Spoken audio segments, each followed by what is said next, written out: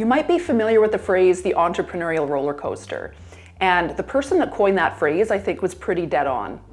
At every step of this process, you're either climbing your way to new heights, you're briefly enjoying the view from the top, or you're just falling over the edge, heart stuck in your throat, wondering if you're actually going to make it off this ride alive. Now today, I'm going to be sharing 5 brutal truths that I have learned during my first 5 years in business.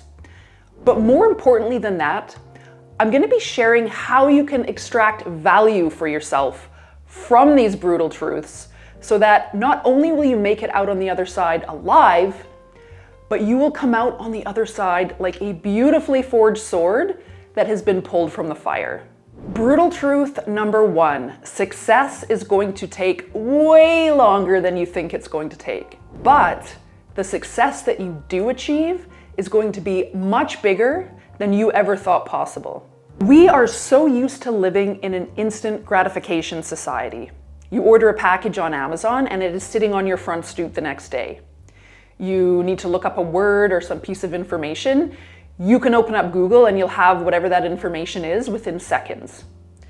You go onto YouTube or Instagram or TikTok, and you're surrounded by all of these people that have experienced this amazing success in these incredibly shrunken timelines.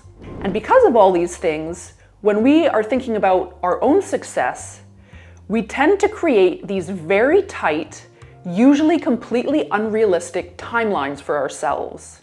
Now, what's funny is, if you were to decide you're going to learn the piano, you probably wouldn't expect to become a concert pianist by next year. But when it has anything to do with making money, starting a business, some new venture, we want to be able to achieve success now and preferably yesterday. So when I first started my self-publishing business, I was working full-time at an ad agency. And I thought, I'm going to be conservative here. I'm going to give myself a full year to be able to replace my art director salary, which was only $45,000 a year. And I'm going to give myself a year to be able to do that and leave my job, because I really wanted to leave my job in advertising. Now that year came and went, and I was nowhere near being able to quit my job at that point. Now I was super disappointed in myself, but I thought, okay, fine. You know what? I'm going to give myself one more year to do it.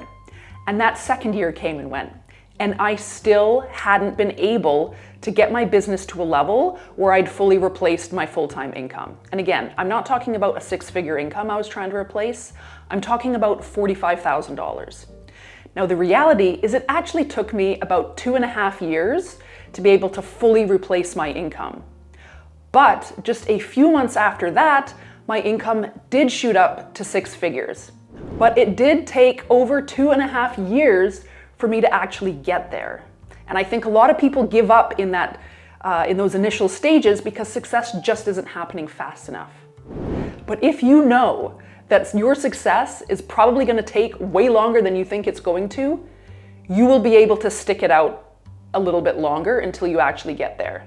Now, it sucks that things take this long, but the flip side of that is you're probably going to be able to experience success if you just keep going, that you never even thought possible for yourself. So my ultimate goal when first starting out was to just be able to generate 6 figures. If I could make $100,000 a year, I thought, I'm going to be completely set. That was my ultimate goal. Now, 5 years in, my business actually makes 5 times that in a year. This is not something that A, I really thought was possible, and B, I just didn't know how I would ever make something like that happen. Now, in the beginning, I was pretty sure that I could get to that $100,000 a year. I would have had no idea how I was going to get to $500,000 a year. But those steps will be revealed to you slowly along the way. But you've got to be patient and stick it out to get there. Brutal truth number 2. Every single thing that you do in the beginning is going to suck.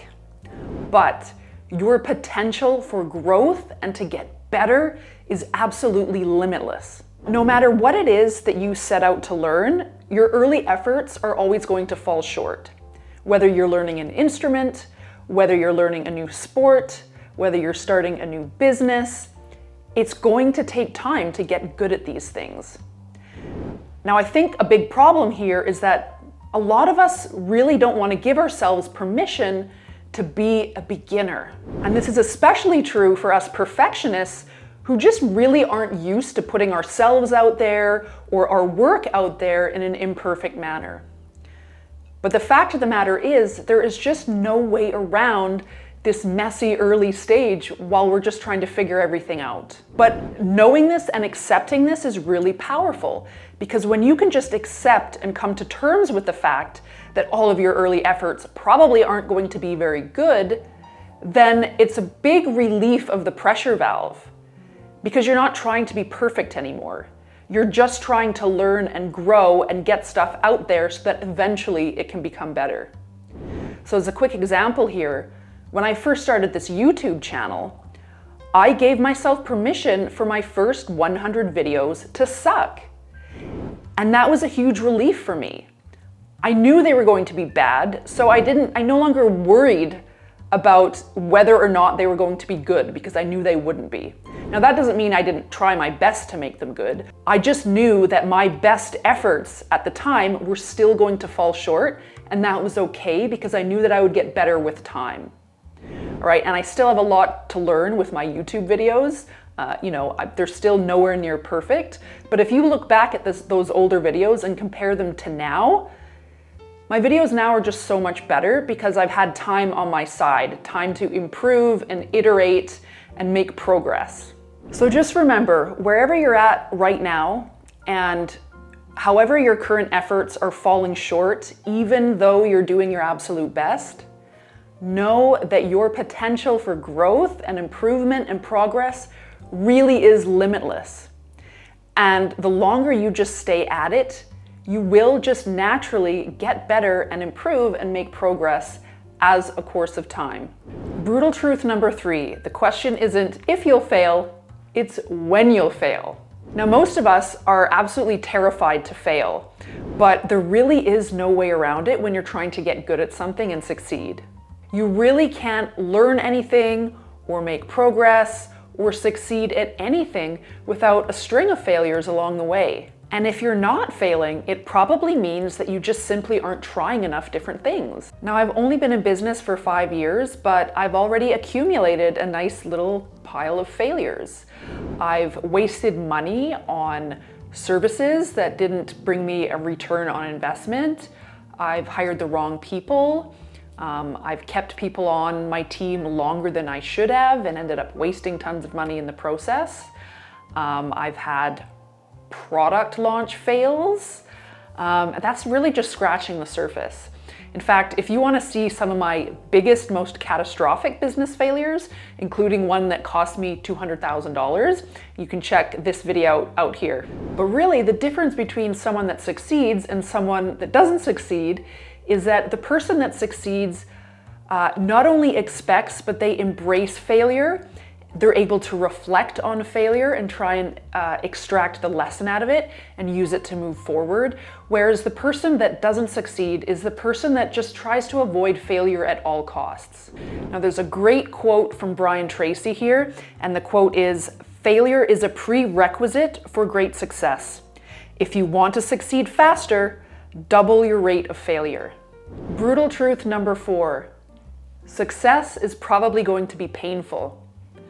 But in the process, you're going to become the person that you've always wanted to be. So remember those growing pains that you would get as a kid, usually in your legs? So growing as a business owner is gonna produce some growing pains, similar to those cramps you would get in your leg as a kid. It's painful at times, and it's definitely uncomfortable a lot of the time. You've got to put yourself out there and put your work out there and your ideas out there in ways that are going to be extremely uncomfortable, and they're going to make you feel really vulnerable. And that, of course, is going to be compounded by the fact that you're probably not going to be very good at it in the beginning stages. Yet it's going to be visible to the public, to everyone out there, and that makes it just that much more uncomfortable. And it'll be painful in other ways as well. You might receive nasty comments if you've got a YouTube channel. You might get a nasty email from an angry customer. Those are things that are quite painful in the beginning. You know, in the first year or so of my business, if I received a nasty comment or an angry email, it would stay with me for days afterward. I would have a really hard time shaking that. Now, of course, over time, those things bother you less and less. You also might have to make some painful sacrifices. So when I first started my publishing business, I was working full-time. So I would have to get up at 6 a.m. and I would work for a couple of hours. Then I would go to my day job. I'd work there for 8 hours. I'd come home around 5:36, have a quick dinner, and then I'd be back in my office working another 2 to 3 hours. And, you know, I didn't really have a ton of a social life at the time because I was working. I was getting up early, I was staying up late. But these were sacrifices I knew that I had to make if I wanted to get to where I wanted to go in as short of amount of time as possible. But all of your challenges, they're going to make you a stronger, more secure, more confident person. And that person that you slowly become over time is the person that's going to be capable of reaching all of your biggest and most crazy dreams. Brutal truth number 5, you're going to have to figure out most of this on your own, but you will become wise and successful in the process. So did you have one of these moments when you were a kid when you suddenly realized for the first time that either your mom or your dad or whomever it is that you've been looking up to for all these years, they don't actually know everything? And they don't actually have all of the answers like we just assumed they did for our entire lives?